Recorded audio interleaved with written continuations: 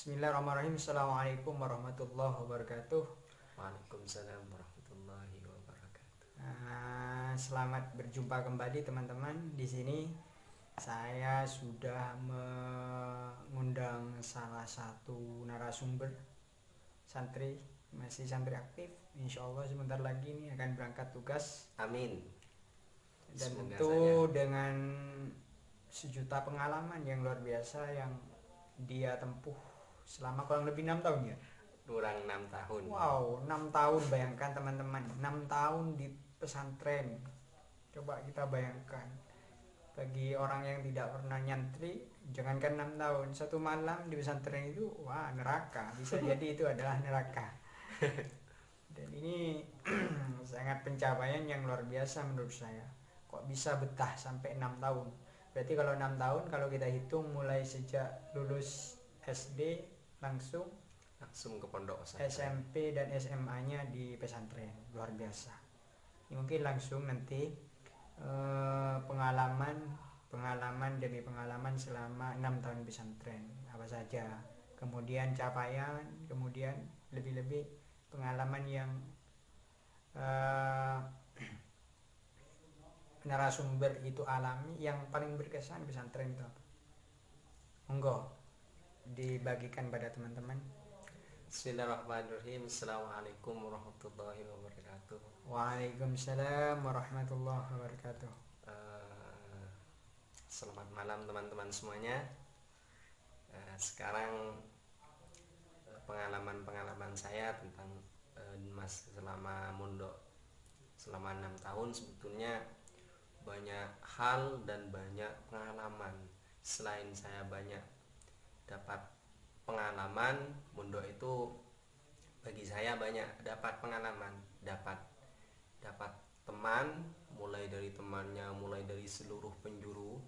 Kemudian dapat pengalaman, selain dapat pengalaman dapat juga dapat mental dan juga dapat ilmu. Di situ di 4 poin itu saya mendapatkan banyak hal seperti itu, banyak pengalaman dan sebagainya ya, seperti itu. Jadi pengalaman saya sejak mondok itu sebetulnya kalau dari dulu memang nggak mau mondok, jadi karena dipaksa sama orang tua jadi harus ikut mondok, dan alhamdulillah sampai sekarang sudah mulai lulus insya Allah. Dan sekarang mulai dari mondok, dari awal mondok, apa yang dibicarakan Sekarang 6 tahun itu yang sampean rasakan, apakah sama kayak 1 minggu di pondok ketika sekarang sudah mau lulus ini, sudah mau keluar ini? Eh, Sejak itu Coba bayangkan 6 tahun. bayangkan 6 tahun. Kalau kita jalani kan dinamika seluk beluk yang ada di pesantren itu kan luar biasa. Kalau sekarang sudah 6 tahun mau keluar ini, bagaimana perasaan Anda? Perasaan saya kalau sudah 6 tahun hampir mau keluar ini kayaknya tidak terasa. Tidak terasa. Hampir terasa sangat sedikit. Hampir terasa sangat sedikit, bahkan kurang, ilmu pun kurang. Banyak ilmu yang masih belum dipelajari mungkin bagi saya. Gak tahu bagi teman-teman. Kalau bagi saya mondok itu kalau terasa hampir mau lulus itu, waktu itu kayaknya dikikis oleh waktu, dikikis, nggak terasa sudah 6 tahun. 6 tahun di pondok, Ya, tahunnya sudah mau keluar. udah tahunya mau keluar seperti itu. Ya bagi teman-teman mungkin ya pengalaman Coba yang pengalaman paling berkesan ketika mondok itu apa? pengalaman yang paling berkesan itu saya kan menggeluti lebih-lebih pengalaman melewati pengalaman apa saja ini. Iya, ya paling berkesan lah. Pernah misalnya tidak makan, pernah dijengkelin atau dibohongin sama teman. Ya awal mondok itu pengalaman yang paling Pahit. mengesankan, pahit bagi saya itu nanak bersama itulah. Masak bersama Iya ya. masak. Dulu Kenapa, Pak? kan setelah dulu di waktu pondok itu masih ada juga itu masak masak sendiri. Ya masak sendiri, eh, apa maksudnya masak sendiri ya, jadi itu pengalaman yang pahit bagi saya. Nasinya untuk makan itu tidak beli, tidak kos. Iya tidak kos, dulu kan santri banyak yang nanak gitu, jadi pengalaman yang pahit itu setelah sekolah, hampir sekolah, selesai sekolah langsung saja nanak, capek-capek gitu. Eh, Terus yang paling berkesan bagi saya di pondok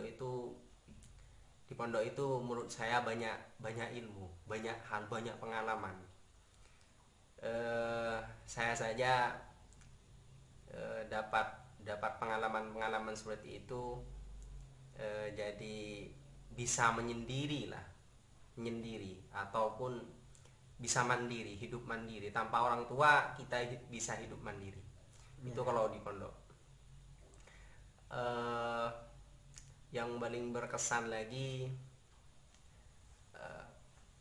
selain kita belajar ataupun selain kita sekolah, kalau di pondok itu selain kita sekolah, di samping kita ngaji, kita juga di pondok itu banyak belajar hal, banyak belajar keilmuan.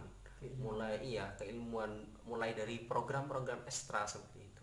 Itu yang saya suka di pondok itu. Jadi ada banyak program ya. Ya, ada Jadi banyak program. kita bisa menjadi apa yang ingin kita inginkan. Iya.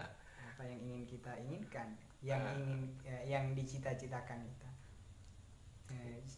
Saya tahu sampean itu aktif di bidang bahasa. Gimana perjalanan menuju ke bahasa itu?